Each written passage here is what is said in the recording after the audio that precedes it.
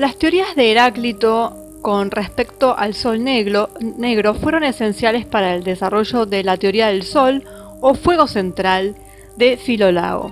Y es increíble ya como en el siglo V a.C. Filolao había llegado a una elaboración no geocéntrica del universo, habiendo comprendido la importancia marginal de la Tierra y el sistema solar, que según su inspirada visión giraba en torno al Hestia, el Sol central universal, lo que hoy llamamos Alción. Hay otro punto astronómico interesante, la conexión entre el Sol negro y el compañero oscuro de Sirio. Sirio A es la estrella más brillante del firmamento y una de las estrellas más cercanas al sistema solar, a una distancia de 8,6 años luz. Sirio B, el compañero oscuro, no fue descubierto hasta 1862, pero los Dogon, una población africana de Mali, conocían su existencia desde hacía siglos. Según los estudios de los dos antropólogos Marcel Griol y Germain Dieterlen, llevados a cabo en 1931, luego reelaborados y utilizados en el libro El misterio de Sirio de Robert Temple, la estrella Sirio, según la tradición Dogon, tiene un compañero llamado Potolo, que significa algo así como un grano, identificable con Sirio B, que en realidad es una pequeña estrella, una enana blanca, compañera de Sirio, orbitando alrededor de la primaria con un periodo de unos 60 años. El misterio ligado a Sirio B se debe a que es invisible a simple vista, y es extraño pensar que ya lo conocían los Dogon, porque no tenían ningún medio para observarlo. Así, Temple resuelve la contradicción afirmando que los Dogon, en el pasado, entraron en contacto con una civilización extraterrestre que les habría dado esta información. La tradición Dogon contribuye a reforzar esta tesis, donde se habla de la llegada de dioses anfibios en sus arcas. El esotérico Sol Negro, o Schwarze Sonne, tiene una importancia considerable en el misticismo del Partido Nacional Socialista Alemán.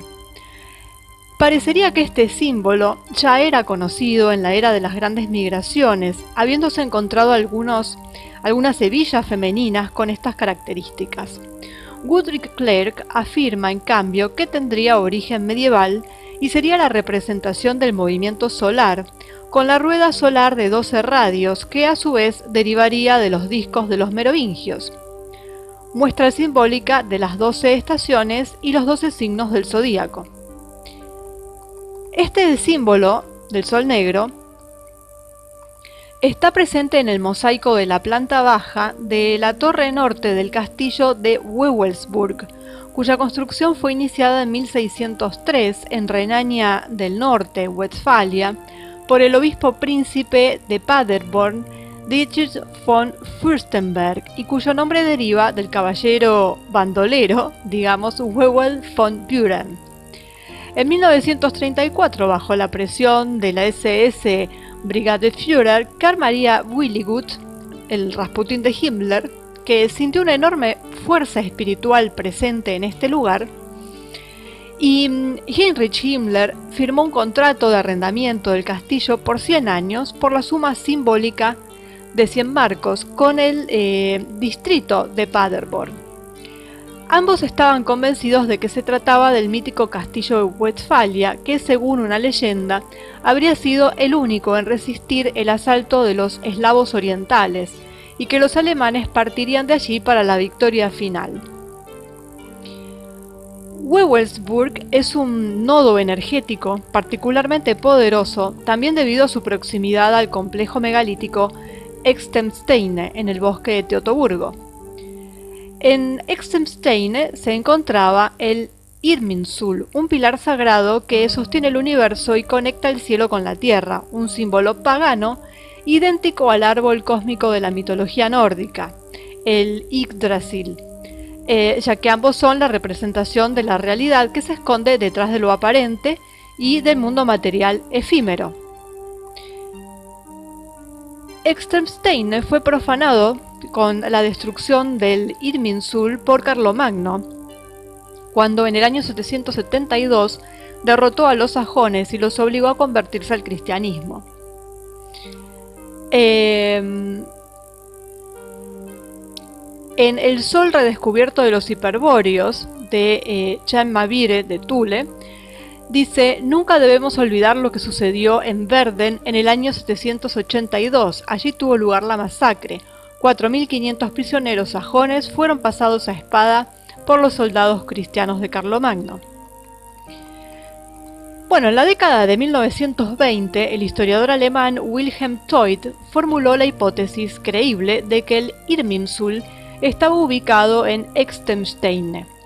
Al unirse al Partido Nacional Socialista en 1933, propuso convertir el lugar en sagrado para la conmemoración de los antepasados. Wildgut afirmó que el irmimismo, digamos, lo que tiene que ver con este Irminsul, era la verdadera religión revelada por Cristo, ya en el año 12.500 a.C., y que la Biblia estaría escrita en lengua germánica. Bueno, eso es lo que decía Willigut. El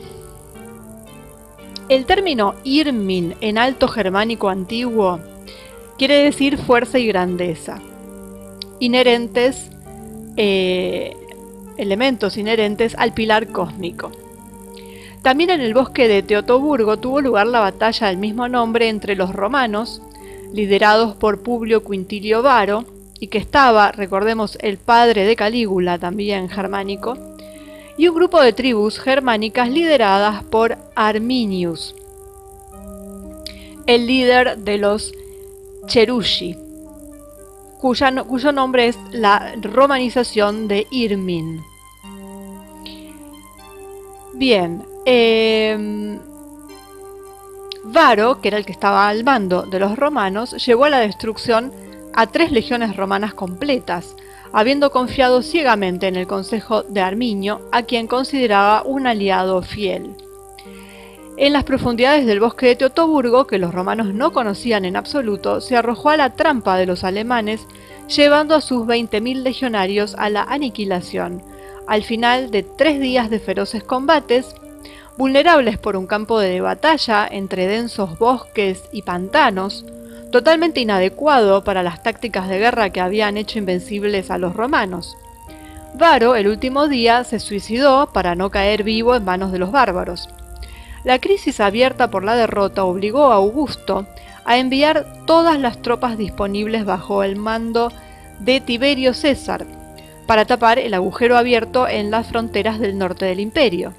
Solo 6 años después, Cayo Julio César Claudiano, conocido como Germánico, hijo adoptivo de Tiberio, logró recuperar 2 de los 3 estandartes de las legiones masacradas y llegar al campo de batalla.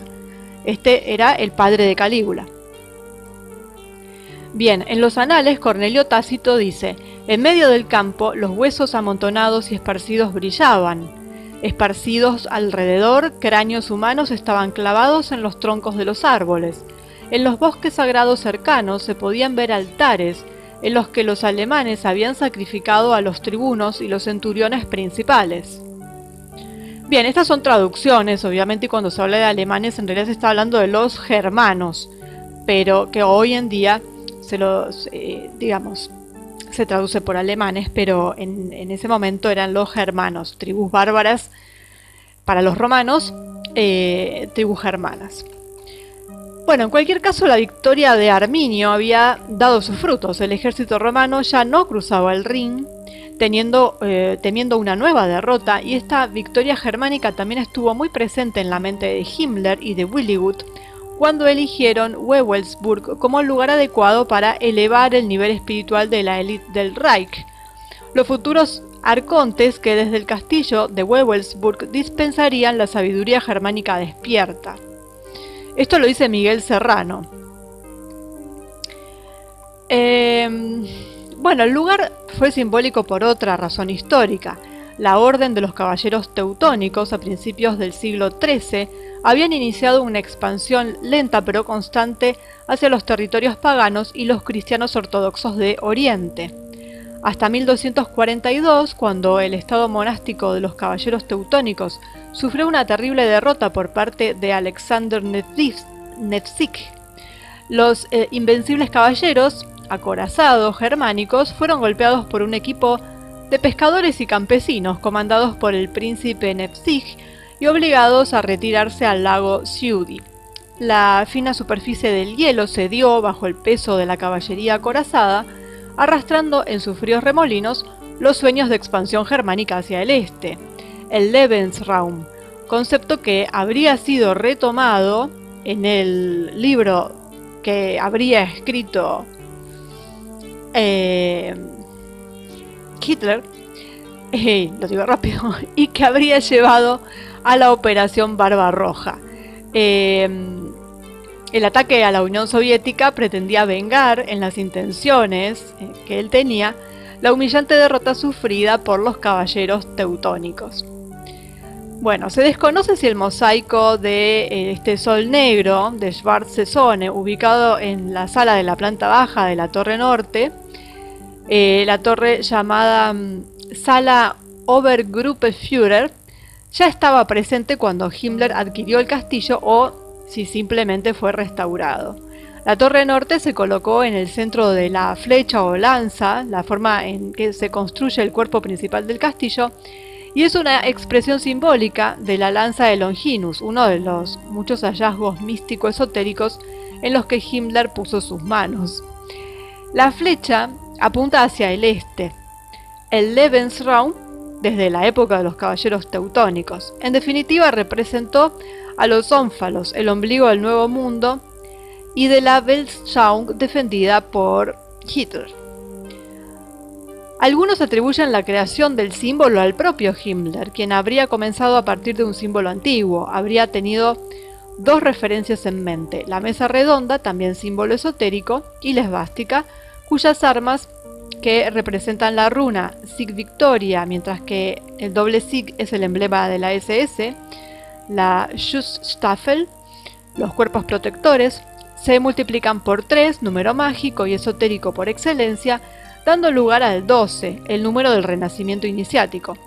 Sin embargo, se duda profundamente que Himmler, con su limitado conocimiento histórico y esotérico, generara el dibujo del Sol Negro en Wewelsburg. Que si fuera así, digamos, si lo hubieran hecho en ese momento, sería atribuible a Willigut, más bien. Es casi seguro que el mosaico ya existía, además de esas hebillas de las que hablé. Hay muchas fíbulas alemanas o francas, también desde el siglo III al siglo VII, que representan ruedas solares. Por otro lado, la cosa no es de gran importancia considerando el idéntico significado místico y esotérico que encierra el símbolo del Sol Negro. Hace unos 13.000 años, cuando las pirámides de Giza se construyeron de acuerdo con la datación real de Bauval y Hancock, la Edad de Oro terminó cuando la luz verdadera del Sol Negro, el Schwarzschild, Sol central, Sol galáctico, dejó de iluminar conciencias superiores.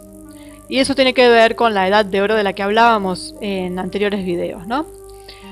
Y la nostalgia por la Edad de Oro ha sobrevivido durante miles de años.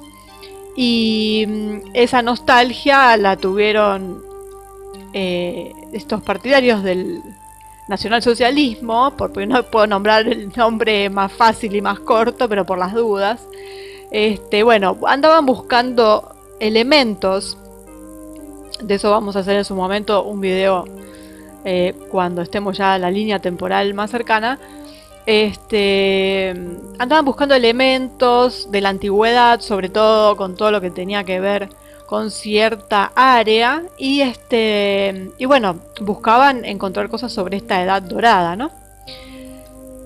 Peter Moon, en su libro Schwarzschild o Sol Negro, afirma la unicidad entre el símbolo de la esvástica y el símbolo del Sol Negro, expresiones del mítico Thule y de un saber arcaico.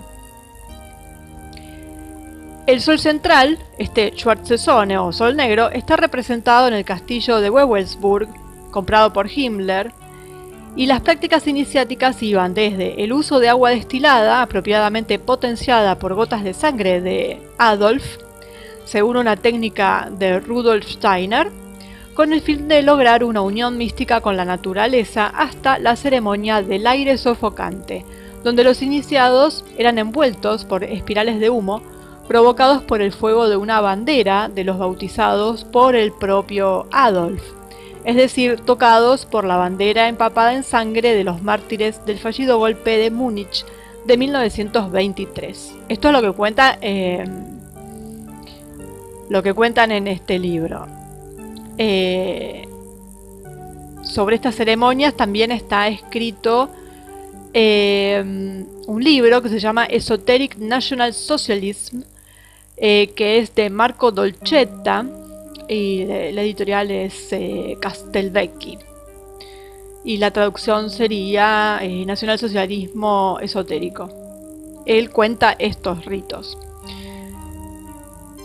Bueno, también tiene que ver con el número 12, y el número 12 en el tarot es la carta número 12, justamente es el colgado, y representa la iniciación a través del sacrificio y simboliza quien con el sacrificio se redimió a sí mismo y a otros, como, digamos, Odín, Atis, Mitra, y bueno, podríamos mencionar a Cristo, pero yo lo pondría aparte porque estaríamos hablando de otra cosa, ¿no? Pero bueno, tienen en común esta cuestión, creencias aparte, ¿no? Bueno, este nuevo significado obviamente no podía escapar a Himmler, que tenía en su séquito a Oswald Wirth, que era un esoterista y adivino que escribió un manual donde resumía la clave interpretativa de cada espada de los miembros de la orden oculta a la que pertenecía, que eran los Rosacruces. Este Oswald Wirth escribió un libro que se llama El Tarot, y bueno, y ahí tenemos la visión de un Rosacruz asociado al nacionalsocialismo también. Y la referencia al odinismo, que es una rama del enismo, y al wotanismo e irminismo, todos ismos, pero bueno, que hace referencia a Odín, a Wotan, a Irminis, bueno, todo lo que ya se mencionó, se vuelve más clara, digamos, si se considera que el paganismo germánico había vuelto a la vida gracias al movimiento romántico Sturm und Drang. Sabemos que el movimiento romántico o el romanticismo, que no tiene que ver con los boleros, sino que más bien trajo toda una cuestión medieval, la volvió a traer a la palestra en todos los países europeos, y con toda una nostalgia por las cosas así esotéricas, raras, misteriosas, ¿no es cierto? Bueno, entonces, tanta cuestión mística o religiosa no podía dejar de atraer a Himmler, que estaba muy interesado por el misticismo neopagano y por el resurgimiento de los caballeros teutónicos y por las fuertes personalidades sajonas de la Edad Media alemana, tanto que se creía la reencarnación de Enrique I el Pájaro, y del cual llenó el castillo de estatuas y representaciones. Bueno, todos lo sabemos, igual eso en su momento será un video, de lo que en esa época toda la gente ligada al nacionalsocialismo estaba tan imbuida de esoterismo, de ciencias ocultas, o sea, y era de tal cantidad, de tantas escuelas diferentes incluso, y después ellos crearon la Thule, la Sociedad Brill, bueno, todas esas cosas que llegaron a estar ya directamente sobrepasados por todas estas cuestiones y estas temáticas, y ya pasaron de un nivel medianamente normal, por llamarlo de alguna forma, ya se pasaron de vueltas, y bueno, empezaron a buscar por todo el mundo un montón de objetos, y hacer ritos y rituales y buscar un montón de cosas que luego veremos, además con las mediums como Orsic.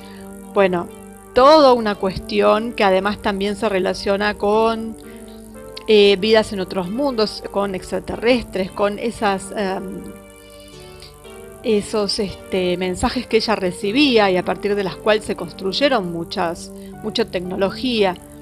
Bueno, la verdad es que a ese nivel, que es un nivel del que nunca se habla, porque de ello se habla la parte de política, la parte de la guerra, pero nunca se mencionan estas cosas, que realmente en un punto, dejando de lado, no vamos a poner en tela de juicio, bueno, cuestiones de masacres y demás, obviamente, como en toda guerra, pero a lo que voy es que su lado místico ocultista llegó a ser casi más importante que su lado militar. Lo que pasa es que todo el mundo conoce lo que fue el lado militar, el lado de la guerra, políticamente hablando e ideológicamente hablando.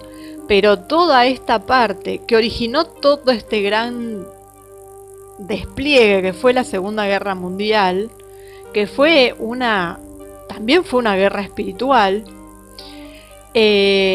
ellos estaban imbuidos de todo eso y casi que vivían en un mundo aparte, fanatizados con eso ya, sobre todo el entorno, más que el propio líder, el entorno que tenía, y las cosas que llegaron a desarrollar y que llegaron a hacer son de una importancia, no porque fueran productivas en un punto, pero sino por todo el movimiento que implicó, en todo lo que estaban metidos. Si realmente se hiciera un análisis teniendo en cuenta ambas cosas, es decir, lo que hicieron a nivel terrenal, por llamarlo de alguna forma, en cuanto a guerra, bueno, si se quiere, la economía, lo que sea, todo lo que tenga que ver con cuestiones comunes, mortales, si le sumamos todo lo que las cantidades de sociedades secretas que organizaron y toda la ritualística y la simbología que hay, es de locos, y eso no se habla nunca, porque claro, nunca tampoco se hizo una película, entonces la gente pasa de eso, no está enterada la mayoría. Pero es casi que si se pone en una balanza, tiene mucho más peso todo eso que movieron, porque movieron mucha energía, tiene casi más peso que lo que se mandaron del otro lado, que lo que se mandaron a nivel guerra en todo sentido, la ideología que movían, si eran socialistas, nacionalistas, eso casi que no tiene sentido ya ni discutirlo. Lo otro, que no está oculto en realidad, pero que se omite, es sinceramente enorme, es enorme. Y bueno, pocos sabemos de esto, los que nos interesa, ¿no? Los otros se quedan con la parte de que si derecha, izquierda, bueno, la historia de siempre, ¿no? Bueno, entonces, ¿por qué hablamos del número 12? Porque Himmler estaba literalmente obsesionado con el número 12, además de estar obsesionado con un montón de otras cosas. Pero él estaba obsesionado con el número 12, con su importancia esotérica, mística y numerológica, como lo demuestra el hecho de que impuso la formación de 12 divisiones de la Waffen-SS, los combatientes de la SS, y que eran 12 los Obergruppenführer, los apóstoles negros de un profeta negro. Él mismo, bajo las órdenes directas del Mesías, que era Adolf. 12 son las constelaciones, 12 los signos zodiacales, 12 los capítulos de Gilgamesh, la epopeya de Gilgamesh, 12 los meses del año, 12 los dioses del Olimpo, 12 los caballeros de la mesa redonda. Bueno, es infinito. Tenemos también, bueno, lo de Jesús y los apóstoles, pero yo prefiero dejarlos al margen de todo este desmadre, ¿no? Bueno, hay un libro de Walter Blacketa, Das Buch der deutschen Sinnzeichen, reeditado en 1941, en donde se destaca cómo el número 12 representaba el logro de la perfección, la integridad, digamos. Bueno, a medida que la Tierra gira alrededor del Sol, el Sol gira alrededor del centro de la galaxia donde reside el Sol negro. El año cósmico, el periodo de tiempo para una rotación completa del Sol alrededor del Sol negro, se completa en 25.860 años. El mes cósmico dura 2.155 años, una doceava parte del año cósmico, y debido a la precesión de los equinoccios varía la constelación en la que sale el Sol en el equinoccio vernal. Hoy se encuentra en la era de Acuario. Bueno, Germánico identifica la constelación de Acuario con Deucalión, uno de los pocos hombres salvados del gran diluvio e hijo de Prometeo, el titán que robó el fuego de Zeus y que por el robo fue encadenado por Zeus en la cima del monte Elbrus y condenado a que su hígado fuera devorado todos los días por una águila, y el hígado le volvía a crecer por la noche. Bueno, también hay que considerar el vínculo entre el planeta Marduk, el planeta, digamos, bueno, sí es un planeta, pero con el nombre del dios, Prometeo para los romanos, el planeta del que vendrían los arios y el Cáucaso, donde se ubica el Elbrus, y el sitio en donde encallaría el arca de Noé, supuestamente en el monte Ararat. Entre las muchas obsesiones místicas de Reichsführer conviene recordar también el mito artúrico, hasta el punto de que tenía una enorme mesa redonda con 12 sillas donde reunía a sus nuevos caballeros teutónicos en el famoso salón de Oberguppenführer. Dentro del complejo de Wewelsburg se instalaron 12 habitaciones, siempre disponibles para los 12 caballeros de Himmler. Vemos hasta dónde llega, ¿no? Bueno, la idea de la nueva búsqueda del Santo Grial revivió en estos lugares, refiriéndose a la investigación de Jörg Lanz von Liebenfels, que en la revista Ostara, que le gustaba mucho a Adolf, acercó el significado del Santo Cáliz al de, digamos, al de un lugar real, una especie de lugar específico, e incluso llegaron a buscar el Santo Grial en Montserrat, en Cataluña, cerca de Barcelona, y llegaron hasta Argentina, hasta Córdoba, buscando el Santo Grial físicamente, ¿no es cierto? Un Grial físico. Bueno, dejando de lado a Himmler y en compañía, tenemos también el Sol Negro relacionado a Giordano Bruno. Y él decía: un sol negro en el espacio se tragará el Sol, a la Luna y a todos los planetas que giran alrededor del Sol. Recuerda que cuando el fin esté cerca, el hombre viajará por el cosmos y del cosmos aprenderá el día sin fin.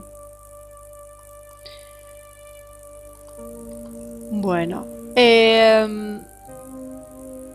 después también hay una mención, digamos, en el libro El Camino de los Inmortales, donde dice: la diosa negra en realidad no es otra que el sol negro, ese sol que Akenatón trató de traer de vuelta al culto y la conciencia de los iniciados. El sol negro es la hipóstasis de lo inmanifestado, de lo impermanente, de lo generando un vacío del que todo puede descender en esa dimensión desde la cual nuestros pensamientos evocan y manifiestan la realidad que solo más tarde experimentan los sentidos. El gran vacío de los nativos americanos y las culturas asiáticas, el campo energético teorizado por Max Planck, el mar del potencial de Deepak Chopra, del que nacen todas las formas existentes. Esto está en un libro actual que se llama El Camino de los Inmortales, donde mezcla bastante muchas cosas, ¿no? Pero bueno, por mencionarlo, para el que le interese quizás,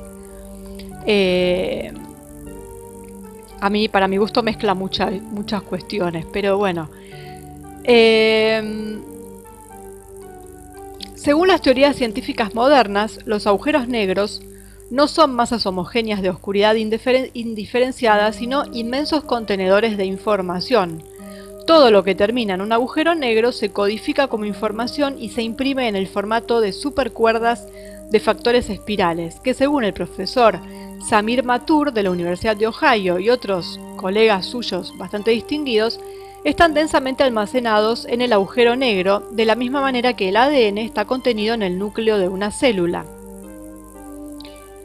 Estas espirales podrían generar ondas de torsión que, viajando más rápido que la luz, no pueden ser detenidas por el campo gravitacional del agujero negro. Y según el doctor Milevsky de Albuquerque, en el universo existiría una red de estos campos que dirige y controla todo el proceso evolutivo de la vida cósmica, habiendo descubierto mediante detectores de fibra ultrafina que estos campos interactúan directamente con los ritmos del ADN.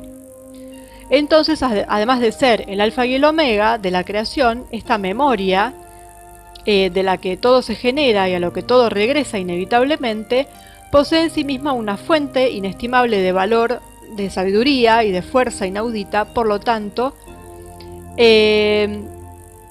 para las diferentes civilizaciones e iniciados a tales misterios, que esas cosas fueron olvidadas y han intentado en todos los sentidos tener el control de tal inteligencia, temiendo los engaños egoístas del control sobre la galaxia o el universo entero. Entonces ahí vemos toda la evolución de las teorías sobre el Sol negro, para finalizar en este que habla de los agujeros negros, relacionándolo, y de toda esa conciencia galáctica que estaría relacionada con los antiguos y de las que a través del tiempo muchos se quisieron adueñar, digamos. Pero bueno, lo interesante es que este Sol negro, en teoría, porque son todas teorías, sería el Sol central, el famoso Alción. Tiene algo que ver con esta edad de oro, esta famosa edad de oro en donde todo estaba bien y que de golpe se nos desconectó. Muchas civilizaciones hablan de eso, quizás no la llaman exactamente edad de oro o era dorada, algunos sí, otros no, pero sí hacen mención a esta desconexión y tendría que ver relacionado a una época antidiluviana, ¿no es cierto? Cuando además no nos olvidemos que estaban invertidas las cuestiones en que, por ejemplo, el Sol era un dios femenino y la Luna era masculino, por ejemplo, ¿no? Donde todo esto estaba dado vuelta y supuestamente después ya es la entrada de Anunnakis, de diferentes fuerzas que tergiversan un poquito todo y empiezan a construir este planeta prisión y se empiezan a imponer esta Matrix y todo eso. Estaría relacionado con eso.